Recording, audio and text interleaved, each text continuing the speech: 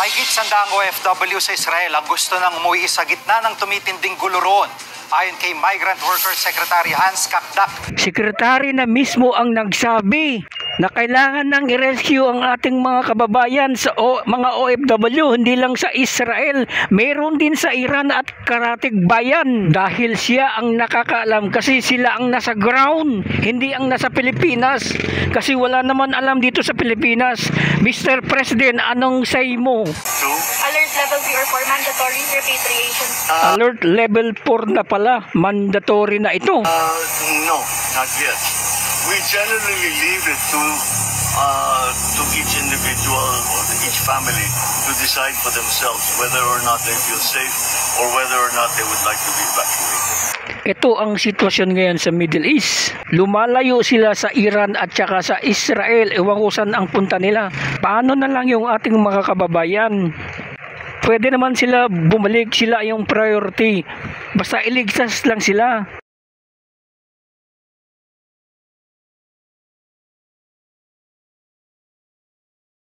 Baligtad na ang gobyerno ngayon. Ito si DILG Secretary. Ang susunduin niya sa airport ay ang mga congressman at mga mayor pumunta sa Israel. Nagsuroy-suroy. Ito ang report ng Philippine Star. Nasa 22 opisyal ng gobyerno ang stranded ngayon sa Israel, kabilang ang 2 party list. Ayon kay Secretary, nag-attend daw sila ng seminar sa desalination kung paano yung tubig na maalat na gawin inumin. Ang dami natin tubig, binaba tayo araw-araw. Hindi maganda tignan, Secretary, na ikaw pang susundo sa mga congressman at mga mayor. Dapat ang susunduin mo yung mga OFW na tunay na bayani. Ang mga OFW pag pumupunta sa abroad, pera nila ang ginamit nila. Yan ang mga opisyal ng gobyerno, pera ng bayan, pera ng OFW ang pinanggalingan. Sa Jordan, kami naman overnight po sila commercial flight papuntang Dubai, Dubai wala pong nasaktan, thank God. Maga? So, plans na yung 20 nag-push po sila ng 4 na oras papuntang Amman, Jordan. Kami naman overnight po sila commercial flight papuntang Dubai, Dubai. Wala pong nasaktan, thank God. Follow-up question? Secretary lang po lahat yung dumating sa 17 po. Dito po ang dumating. Ito yung first batch, Secretary. Hindi. Ang second batch dapat ako. Dapat yun ako paalis eh. Siyempre, nakahandle na lahat. So, isang batch lang talaga ako. Isang batch lang. Pero mas maliit na issue itong 21 dahil talaga nakamonitor kami. Ang dapat isipin natin yung mga natitirang mga OFW sa Israel at sa Tehran. Langin po na lalong malaki ang hinwaan ng Israel at Iran at Amerika. Kailangan po gumawa tayo ng paraan na kung saan kagustuhan nila ay inuwi ay mag-a-assist po ang national government. Mag-establish po ng PBBM ay masapilin lahat na Pilipino ay mahalaga po ang buhay. Na kung gusto nila mamuhay, gagawa po tayo ng paraan para natin sila yung country dito at malayot sa Pilipino sa Middle East. Secretary, po sa embahada ba natin, marami po mga Pilipino nag-aano? Nasa bare minimum staff sila, hindi ko confirm mo na ng eksakto. Pero doon po ang base doon natin at yung mga consul. Sila naman po ay safe, baka i-back marami sa kanila. Pero wala po pang order mag-i-back Secretary, pwede rin ba, kung okay lang ba, ano ba kung mga assistance na bibigyan natin sa mga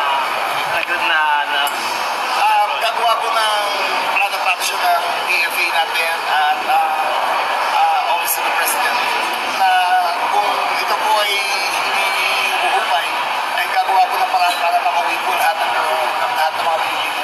Kung kailangan po mag-charter tayo ng isang Philippine Airlines flight o Cebu Airlines flight para makauwi sila ay gagawin po natin. Basta po lahat ng Pilipino, lahat ng buhay ng Pilipino ay mahalaga para sa ating pamulo at uuwi natin sila ng sigurado na uupo sila na walang nangyayari. Sorry, as I might have missed it, pero ano po yung assistance specifically to these 21 Philippines? Oh, they're fine! Psychological, sir, kasi may emotional.